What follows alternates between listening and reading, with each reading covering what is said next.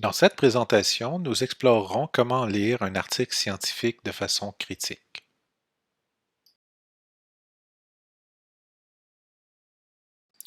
Nous commencerons par les conseils pour lire un article scientifique dans une revue avec arbitrage, puis nous donnerons un exemple, et enfin, nous finirons avec les recommandations quant à la lecture d'articles dans un contexte d'évaluation de risques écotoxicologiques.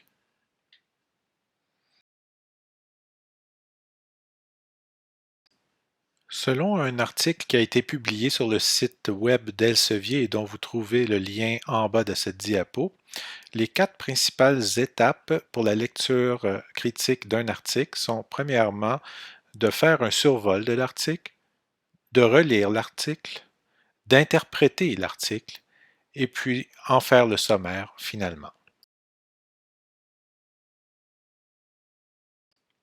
Pour ce qui est de l'étape du survol de l'article, on lit d'abord rapidement l'article sans prendre de notes, en mettant l'accent sur les titres et les sous-titres. On regarde la date de publication pour s'assurer que l'article est récent et encore pertinent. Et on s'attarde à certains termes ou portions de l'article que l'on comprend mal afin de s'informer avant de lire le reste de l'article plus à fond. La deuxième étape de lecture est la plus importante. Elle consiste à lire très en détail l'article en se posant des questions telles que quel est le problème que l'étude tente de résoudre? Quelles sont les découvertes qui sont faites et est-ce qu'elles sont bien supportées par les preuves? Est-ce que les découvertes sont uniques et est-ce qu'elles sont supportées par d'autres travaux dans le domaine? Est-ce que la taille des échantillons est suffisante? Est-ce que la taille est représentative de la population en général? Est-ce que l'étude pourra être répétée avec les informations contenues dans l'article? Quels sont les autres facteurs qui peuvent influencer les résultats? Si vous n'êtes pas familier avec certains concepts, il faut les regarder dans la littérature afin de bien comprendre l'article.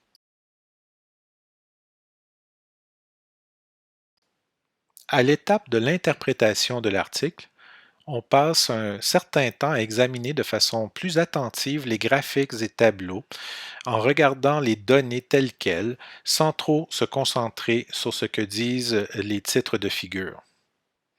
Lorsqu'on lit la discussion et les résultats, on essaie de déterminer quels sont les messages importants. Il faut bien distinguer les points principaux, sinon il faut retourner au texte pour tenter de mieux les découvrir.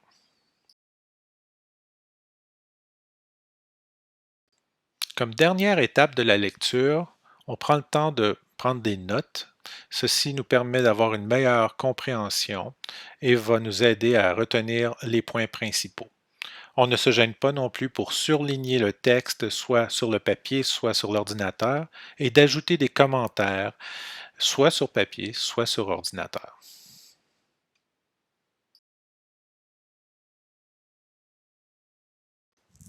Passons maintenant à un exemple de lecture. J'ai choisi un article qui a été écrit récemment et pour lequel il y avait quelques points faibles à améliorer. Il s'agit d'une étude où est-ce qu'on a utilisé à la fois l'analyse des métaux et des isotopes stables dans les organismes aquatiques d'un réseau alimentaire qui avait été influencé par des espèces exotiques. Et on y regardait le transfert de contaminants.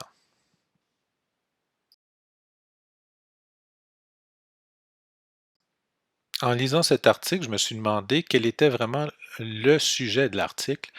On y parle à plusieurs reprises d'espèces exotiques. On dit Investigate a community invaded by multiple alien species.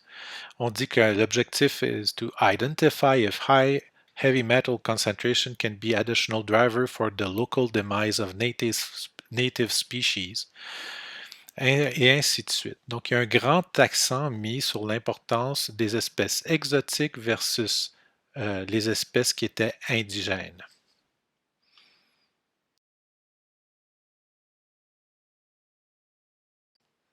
Maintenant, voici les notes que j'ai prises après avoir lu l'article. Donc, j'ai constaté qu'il y avait grande emphase dans le titre, dans le résumé et dans l'introduction sur le fait qu'il y avait des espèces exotiques dans le système et que les auteurs font l'hypothèse que le transfert trophique des métaux et la bioaccumulation va être substantiel dans les espèces exotiques, ce qui laisse entendre qu'elle sera supérieure à ce qui se passera au niveau des espèces indigènes et que cela augmentera le risque pour les prédateurs et pour les humains.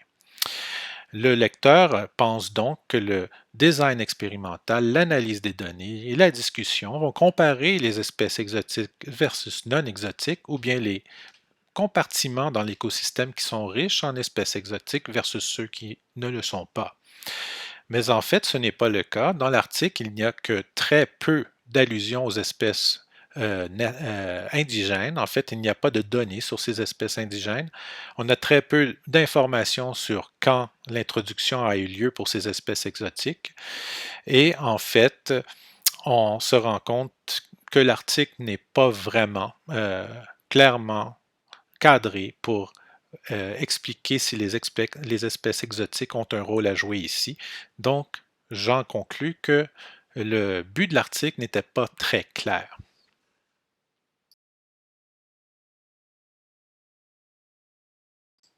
Passons à un deuxième exemple au sein de cet article où est-ce qu'on se pose la question, est-ce que les données de l'article supportent bien l'étude, ce qui fait référence aussi à la qualité de ces données. Est-ce que les données sont probantes? Est-ce qu'elles ont été bien mesurées? Dans le cadre de cette étude, il y a tout un volet qui porte sur les concentrations de métaux dans l'eau. En effet, on mesure les concentrations dans différents organes des organismes, y compris les branchies, et on tente de les relier à la concentration dans l'eau, dans le médium d'exposition. De plus, on calcule des facteurs de bioaccumulation. Ces facteurs sont un ratio qui inclut la concentration dans l'eau. Donc, la concentration dans l'eau est une variable importante. Quand j'ai regardé les méthodes, je n'ai vu aucune description de comment les échantillons ont été prélevés pour l'eau. Est-ce qu'il y a eu des précautions de type méthotrace, donc lavage à l'acide, bouteilles spécifiques, etc., pour s'assurer que les mesures de métaux sont adéquates? Y a-t-il eu réplication? Il ne semble pas. Il semble que seulement une bouteille a été prise à chaque site pour caractériser un site entier. Et enfin, en fouillant dans l'article, j'ai trouvé au niveau des annexes, les supplementary tables, que la majorité des données pour ce qui est des métaux dans l'eau étaient sous la valeur de détection. Donc, j'en conclus que pour plusieurs des données dans l'article, il y a un problème quand elles sont fonction des concentrations de métaux dans l'eau.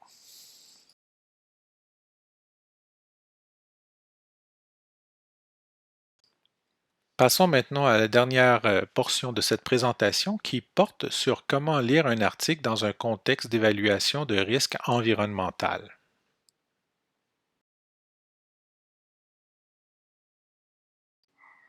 Ici, je vous réfère à une ressource de grand intérêt qui est utilisée couramment pour faire ce type d'analyse-là et qui porte sur deux aspects. On s'attarde premièrement à la qualité du papier au niveau de différents points très spécifiques qu'on explorera dans la prochaine diapo.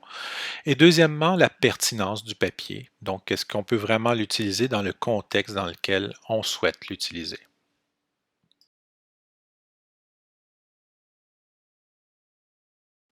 Voici un extrait de la page qui apparaîtra lorsque vous vous rendrez sur le site web en question.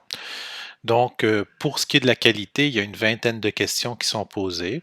Si on regarde par exemple la question 12, on nous demande est-ce que les concentrations d'exposition lors des tests étaient sous la limite de solubilité des composés.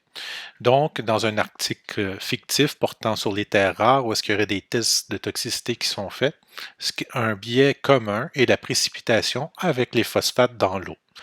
Donc, je fais l'hypothèse que dans l'exemple ici, ceci n'était pas bien considéré et que les concentrations dans l'eau étaient probablement beaucoup plus basses que ce qui était prévu par les expérimentateurs. Donc, j'indique que les conditions ne sont pas remplies et je mets même un gros poids là-dessus à cause du fait que ça peut vraiment changer l'exposition aux organismes.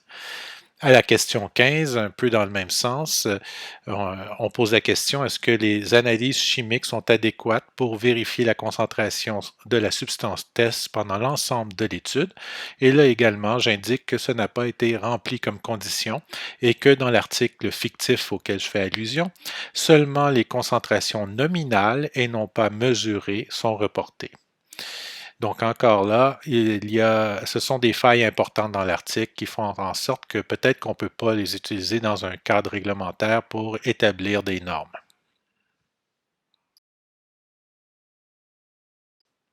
En conclusion, les deux approches suggérées, que ce soit celle publiée par Elsevier ou bien au niveau de l'évaluation du risque, vous donnent des outils pour commencer à explorer la littérature scientifique. Vous pouvez trouver d'autres façons de faire qui sont plus adaptées à vos besoins, mais de toute façon, pour chacun des articles que vous aurez à lire, on vous fournira une liste de questions appropriées pour l'article en question pour vous guider dans votre parcours.